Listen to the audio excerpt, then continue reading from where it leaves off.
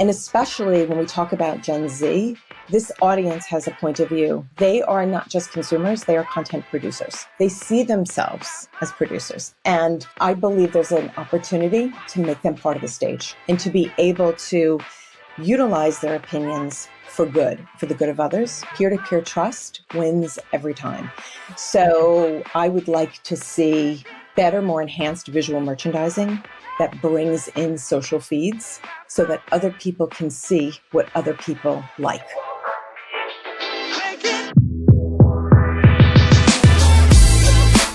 You're listening to Retail Remix, your inside access to candid conversations with the people shaping retail's future. Here's your host, Alicia Esposito. We have been having a lot of fascinating conversations about the new role of technology in stores. We've even gathered some fantastic data about what technology store design and experience teams are prioritizing and why, how they align with their goals and their challenges. We're going to dig a little bit deeper into some of these questions and topics today with our friend, Beth Warren. Now, I've known Beth for a very long time, and I've always enjoyed having conversations with her. Well, more so brainstorming sessions. She's SVP of Marketing for Creative Realities, and she's their go-to retail subject matter expert. So I always enjoy digging into proof points, examples, ideas of how digital and physical can come together. So honestly, we're just going to chat it up a little bit. We're going to dig into some of the trends that she's seeing, what is exciting her clients and her partners, and also some of the tactical areas, best practices, things to consider, especially if you want to embrace some new revenue models and opportunities like retail media in stores. Listen in. I'm excited to share this one with you because this was a fun one. Beth, it is so good to have you on the show. Finally, thanks for being here. You are so welcome. I'm delighted to be here. Always love a good chat with Alicia. I know. And we've known each other for, I don't want to say how many years, but years. And we've always bonded over our passion for in-store experience and ways that brands are incorporating technology specifically into that experience in meaningful ways. So let's start there. Let's get folks acquainted with you if they don't know you already. Share a little bit about your day-to-day, how you support brands and retailers in your work at Creative Realities. Perfect. Happy to do that. So I joined Creative Realities about 10 years ago with the sole purpose of bringing my retail strategy background to the world of tech to help brands and retailers deliver inspired experiences that really hit the target for shoppers to help them shop. So in the old days, before we were more strategic, if you will, it was technology for the sake of. Now it's about making sure that that technology earns its right to the shopper journey. So in the role that I play, both with my marketing hat and also with my retail SME hat, each and every day we're working with clients directly to determine the right technology at the right part of the journey, at the right time with the right message. So our company brings hardware, software, and content together to inspire the journey. So think of experiences like endless aisle, lookbooks, digital merchandising, mobile to shelf, really anything that's intelligent, responsive, and aware, we're capable of doing. Yeah. And I'm glad you brought up this notion of technology for the sake of technology, because I agree that was something that we saw for a long time. A lot of companies just wanting to get the headlines and get that excitement. And now I feel like we're in this really interesting position because obviously with the pandemic and things opening back up, there is this hunger and this excitement around the in-store experience again, which is great. But then the question is, well, what role is technology playing now? Because there are some new behaviors that have emerged and matured after that pandemic period. And we don't have to get too deep into the pandemic stuff because I think everyone knows what happened there. But what are the new challenges? What are the new questions that brands and retailers have because you're looking at this through the lens of like, okay, how do we do this strategically and thoughtfully? Absolutely. And the pandemic really set us up for a new level of success. I think the pandemic was terrific for retail, to be quite honest with you. It really accelerated how we utilize technology along the journey. But the things that I'm seeing quite regularly is sort of two questions. Hey, give me the wow factor. So help me with experiences that keep my store fresh and exciting and immersive and a place that people want to come in. And also give me the now, what I call the now factor. Give me technology experiences and digital signage-based experiences that help people choose and help make the most out of that shopping visit right now for conversion. So some of the more immersive married to the practical. I'm also seeing requests for clients who are interested in monetizing their assets in new ways. So think about if you have a screen or any kind of visual merchandising experience, how are we able to help a client be able to utilize that for the purposes of additional revenue generation? So figuring out new ways for retail to become its own media channel, which no doubt we'll talk about because of the proliferance of retail media. But I would say the wow factor, the now factor, and the money factor. Right. No, that's great. And I love that now versus wow idea. Does operational efficiency play into that now side of the equation? Because I know in our own research, like we have our annual store design and experience survey that we do, a lot of the technology that we saw being either already implemented or prioritized over the next year tended to center around that efficiency and operational side of things. So digital signage transparently was at the top because there is kind of that tie into, okay, the associates are busy, let the customer have a bit more control, or let the associate help the consumer using this technology. So does that play a role in that now conversation? Totally. First of all kinds of digital helps automate processes. It also helps automate things like maintaining visual merchandising through automation of content.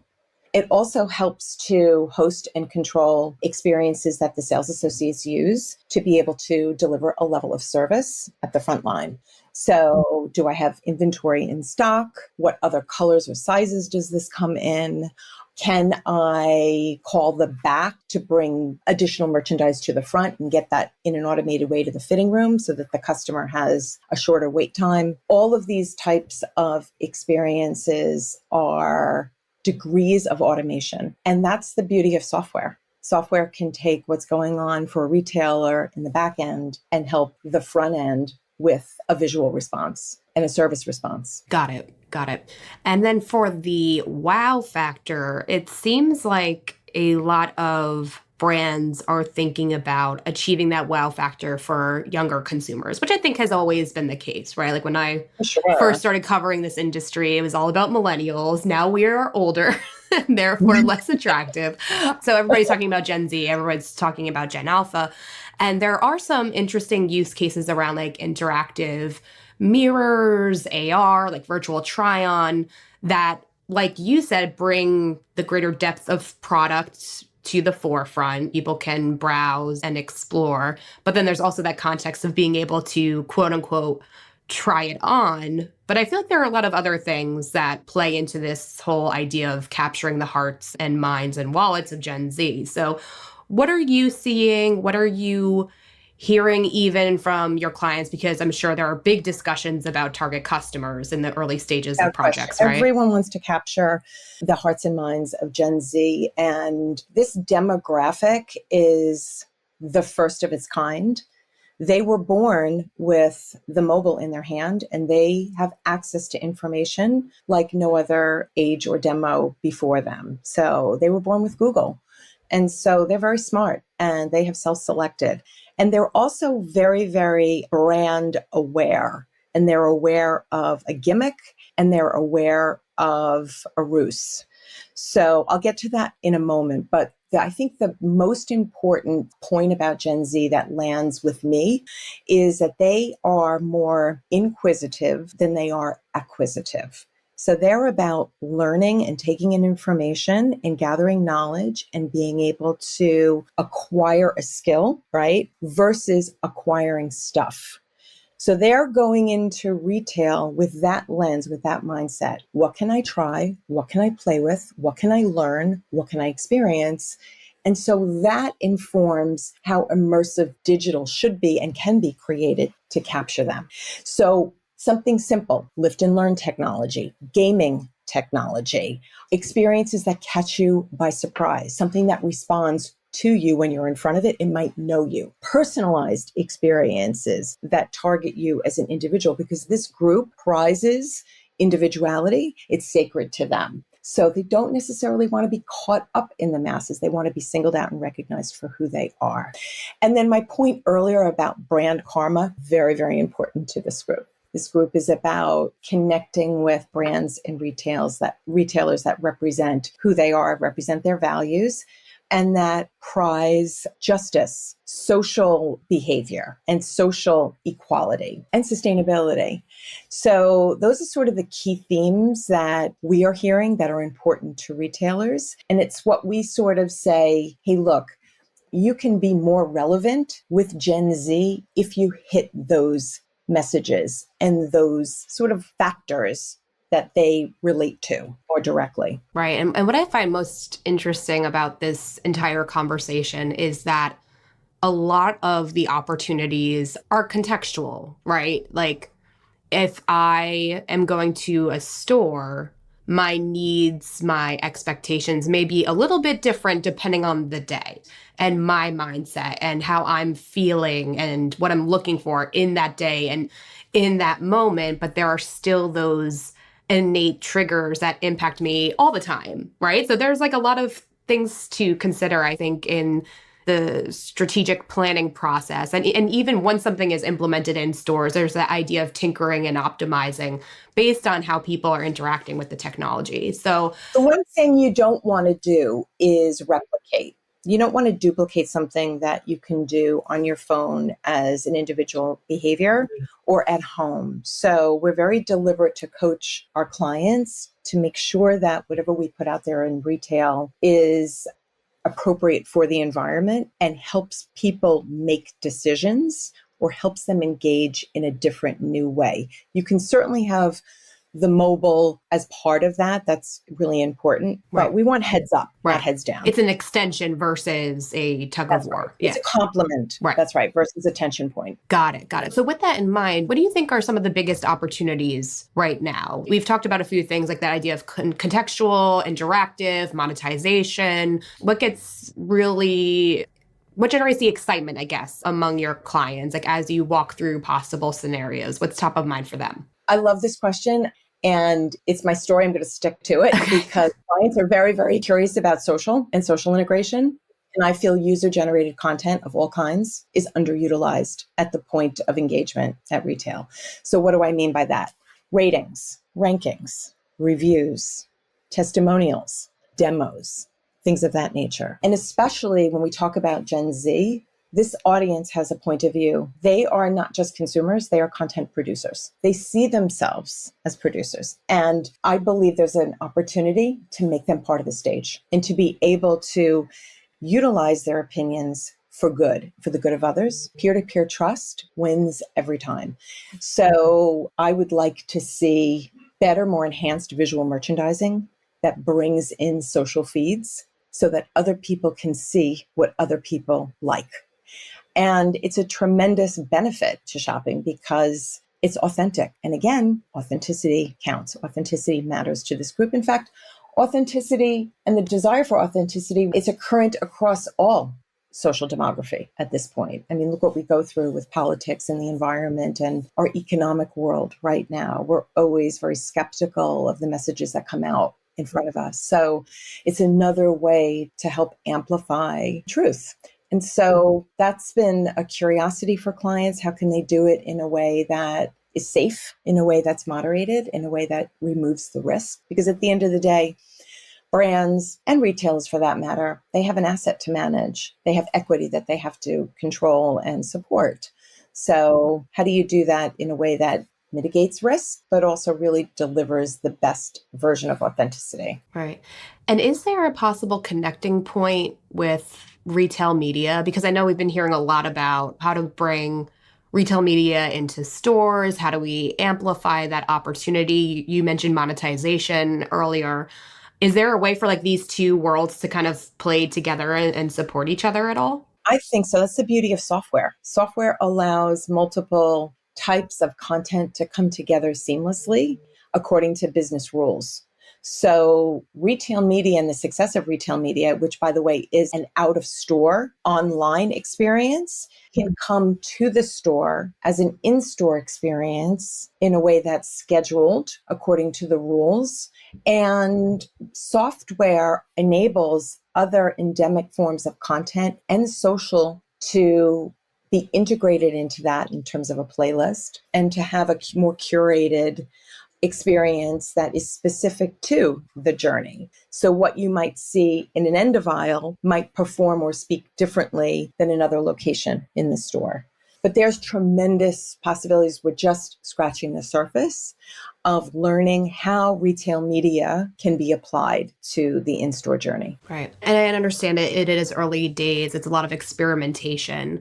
So based on that experimentation, what is required? Like, what should retailers be thinking about as they say, okay, we want to start testing this concept? Well, first of all, I think it starts with their internal organization because most companies are siloed, and they have to be because they have budgets, they have expertise in areas of experience that they rely on across their different marketing channels. So I think my first observation or piece of advice, if you would be for the folks in retail operations, store planning, to mix and mingle with the folks in marketing and e-commerce to get schooled and to have knowledge sharing and dunking in the world of retail media so that that group of, the folks who are in charge of making the decisions in store really understand the data that supports the retail media network and then figuring out how to bring that into store. Because right now we're seeing it's very different groups of people tasked with those kinds of decisions. So that's the first thing. The second thing is to get smart on data and get smart on digital in terms of the hardware and the software that is required to be able to leverage and optimize the notion of retail media in store. Because you need great hardware, i.e. screens or endpoints or devices, you need a network, and you need software that can bring it together. So retailers are pretty good in terms of leaning on IT for that kind of support. So having retail ops, store planning, IT, marketing, and the omnichannel folks come together as a collective to be able to solve this, I think, is the next. If that answers the question. Yeah. And I think that collaboration and alignment helps ensure that all of the puzzle pieces, so to speak, fit together into this strategy.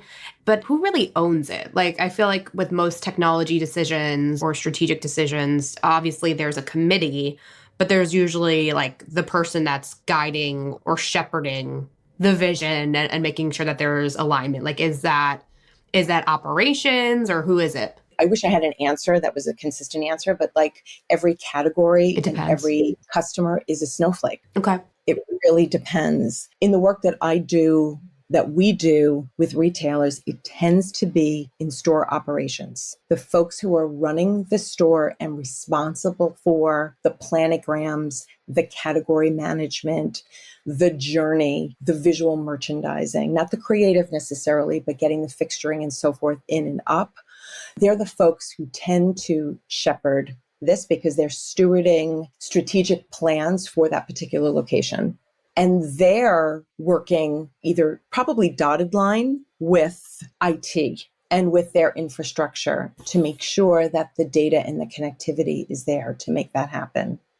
And then marketing tends to sit across, right? So if they have a tight relationship with marketing, it'll be easier for them to be able to take the things that happen outside the store and bring them inside the store, even for a test and learn. So there's a lot that happens at the store operations and planning level. In many cases, not all, but that's been our experience for big box, for grocery, for department stores and for specialty retail. Right. Because I could imagine there's a lot of nuance that plays into making this happen successfully. So making sure the right products are aligned and the right content is aligned to where products are placed in the store, but also you don't want to promote something in the store that's not available, or maybe you do, but you have to have the content ensure that there's a clear call to action. Like, there are a lot of layers here, I can imagine. There's so many layers, including selling the space. Right. You've got to be able to sell it to advertisers too. So that's a whole other media layer there. You might think it's simple. It's not easy. That's for sure. And so we're scratching the surface on not only enabling the technology, but getting the right people in the room, to your point, to be able to make this happen so that it can be automated and it's scalable. You don't want to have to do this for 5 locations. You want to be able to put this into place so that you have it for 100 locations or 1,000 locations. You want to be able to have that. Thankfully, the software is there. It's really the point of integration of the human factor to get what we've learned and how the system works for the desktop and the mobile, so e-com and m-com, to really bring it to what I call s-com, shop-com. So we're part of those conversations and we're gaining traction. Macy's is gaining traction. Best Buy is gaining traction. Those are 2 of our clients with whom we're working to get a little bit more sophisticated. But we see that there's gaps at the client level that we need to sort of help bridge so that the 2 hands are shaking to be able to do that and do that appropriately. And of course, there's budget issues, et cetera. But everybody wants to be there. That's the good news. There's desire on all sides to be there and to be able to utilize retail as a bona fide advertising channel. I'm glad you brought up budget, because that is definitely something that we've been hearing, making the case for these investments. And I'm sure there's a benefit in that, bringing this technology to the store to support retail media. It touches different areas of the business, right? So the benefits are more clear at a surface level. But how are conversations going in terms of expected ROI and how to measure success? Because, I know especially with marketing, e-com, and growth teams, it's all about measurement and closing that loop. So is that fully fleshed out yet? Like, we don't have to go there if we can't. No, it's tough. It's kind of tricky. And the reason why there's so much pressure on return on investment is because somebody's got to write a check. It's capital expense, which is different than OPEX and CapEx are different. Capital expenditure, somebody's got to write a check and it's an asset that has to depreciate over 5 years. So the return on investment has to be very, very quick. There are now companies that will help offset that investment, and they will help figure out who the advertising and where the advertising dollars are coming from. So it takes the pressure off of retailers having to fund that themselves. That's a whole other discussion, but that's available, and that's a technique and a strategy that's in the here and now. Okay. But return on investment is tricky. Most of the time we're seeing expected returns within 6 months to 18 months. And it's basically about sales lift and size of basket. Those are the 2 metrics that we see the most expectation in. Am I selling more versus, month prior? Is the ring larger? And you can measure that at the register because you can tie that back to where your digital assets are activating along the journey. So the measurement is pretty straightforward. It's that expectation of how much do I have to sell over what period of time to be able to break even. And so we're seeing that between 6 and 18 months. Okay, got it. So with all of this in mind, I feel like we've covered a lot. How can brands ensure that they're set up for success as they go through this process? Like, how can they make sure that they have a strong foundation in place and that they have an approach for measuring, testing, learning, and improving? Because I feel like, again, tying back to this budget conversation, there has to be a framework for that, right? For sure. First of all, internal communication, sharing knowledge, collaborating with all the areas of the marketing mix is going to be the most important achievement before you figure out how to activate the journey with retail media. So making sure that all of the departments are speaking, the omnichannel and marketing and store planning and facilities and operations and IT and even procurement are talking and learning from one another. I think just a proof of concept and sharing budget to fund a proof of concept and to test not only what might be able to scale, but what might fail and be okay with that, right? And then I think setting reasonable objectives and reasonable timeframes for results, and then mapping out, okay, what does success look like? What are we willing to live with? What are we not? And then what are we going to do with the results? If you're not aligned or clear on what to do with what you learn, then sometimes things fall by the wayside and they die on the vine. And that's not necessarily good, because then you lose that momentum, So you have to be, I think, forthright in asking the hard questions of it. Okay, if this doesn't work the way we want it to, how can we repurpose those learnings? And then where do we go? How do we apply that knowledge moving forward? That's great. And I want to make sure before we go that I ask about how to ensure success during those proofs of concept, during those tests, because obviously store associates play a really big role in this process, especially if it's assisted. So how should brands be thinking about the actual rollout and getting teams on the floor, teams aligned, excited, and that they're using it successfully? I think that's a great point, because a lot of times we put stuff out there on the floor and people don't know how to work with it or utilize it. Even something like a lookbook or an endless aisle. If that education layer is missing, then the sales associate doesn't really know how to utilize it, how to activate it, and how to support it. So technology, fortunately, can help with the automation part and the support and managing the support. So that's amazing. We can take that burden off the sales associate. But training, education, and establishing new routines and new patterns when something comes on the floor, I think is vital to success. I'm so glad you brought that up, because that's the gap that sometimes we see, where someone builds something, it gets dropped into position, whether it's one store or 100 stores, and it kind of sits there and it languishes. So brands like Lululemon, I'm going to point them out, they do a really, really good job at getting their sales associates engaged in what they put out there, and they're constantly testing and learning. So I love them for like a best practice of who's doing it really well, and they constantly keep it fresh. So I think that's definitely part of the metric, is sales associate engagement, and then getting feedback from the sales associates as well. So when you're in learning mode, have conversations with what's going on in the front line. How did they do with adoption? What was it like working with customers? And if it was just a static piece of signage with advertising, did they notice that area being shopped? Did it solve a shopper problem? Did inventory move? That kind of thing. So you can see that in the numbers, but you can also see that qualitatively. And so those questions and those conversations are super important to have with the front line. Oh, that's great. So getting feedback from the customer, but also the associate, can paint a pretty strong picture.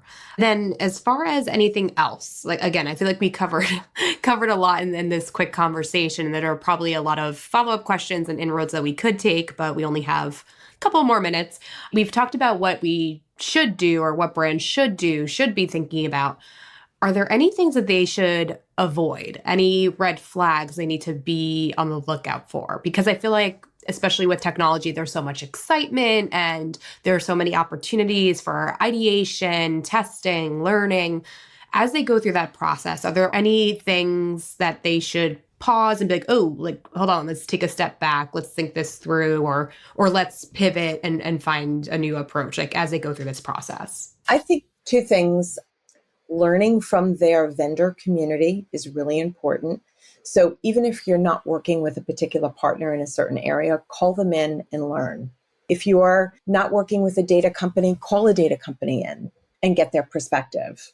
Talk to brand agencies that have really good data on trends and get them in the room. Talk to technology companies that say that they're end-to-end, make sure that they are, So be informed, I guess, is the most important thing. Be informed with the resources out there, and then trust those resources to be able to deliver. I think that's a big one too. And then every opportunity is a learning opportunity inside an organization. So bring your colleagues in and get their point of view. again, another opportunity with retail media networks in mind. It's so important that the folks who are able to do these things, that are doing it on the online, in the online channels, have them hear what the retail, trades are recommending and what the digital experts are recommending, and have those conversations of what else, what if, and what more. Because that's how improvement happens. And that's how because collaboration is what moves mountains and it makes magic. So don't assume you know it all, and don't be afraid to ask questions and seek counsel from others. Yeah, I love that. Beth, well, it's been a real pleasure. I always love chatting with you. I always feel like we go in a lot of fun, interesting directions. So thank you again so much for taking the time out to chat with me today. You are so welcome. Anytime. And to all of you listening, if you have any follow-up questions for Beth, we'd love to hear from you. Drop us a line on Twitter at @OurTouchPoints or on LinkedIn at Retail TouchPoints. You may see every week when we launch a new episode, we tag our guests, we tag their companies. So again, if you have follow-up questions there, just add on to the feed. We'll make sure Beth sends you an answer. And of course, if you have any feedback on this episode or the show as a whole, we would love to hear from you. Leave us a rating or a review on your preferred podcast player. We are on Spotify, Stitcher, Apple Podcasts. Frankly, anywhere you listen to a podcast, we are likely there. And while you're there, be sure to subscribe to the show if you haven't already. We have new episodes coming to you weekly featuring some of the industry's top minds, ideators, and change makers. And that way you will get new episodes as soon as they're available. That's it for now, everyone. Thank you so much for taking the time, and we'll see you next week. Take care. Thanks for listening to this episode of Retail Remix. Be sure to subscribe so you never miss an episode. You can find us on your favorite podcast player. Until next time, keep mixing it up.